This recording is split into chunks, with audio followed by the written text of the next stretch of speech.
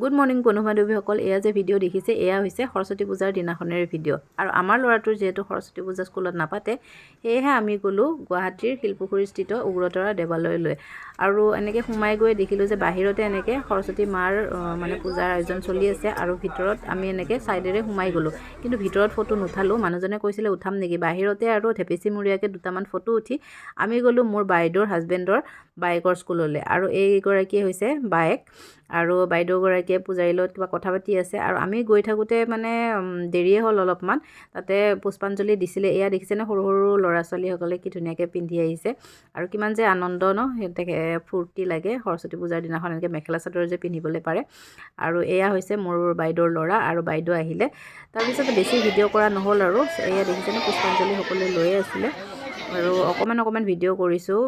বেছি ভিৰ ভাৰত ভিডিঅ' কৰিবলৈও ভাল নালাগে, পিছত আকৌ বেয়াও লাগে যে ভিডিঅ'টো কেলৈ নকৰিলোঁ বুলি পেলাই। তাৰপিছত আৰু কি কৰিম, ধুনীয়াকৈ এয়া দুকপিমান দৌৰাদৌৰিকৈ ফটো উঠি গুচি আহিলোঁ আৰু ঘৰলৈ। আজিলৈ আহিলোঁ, বাই।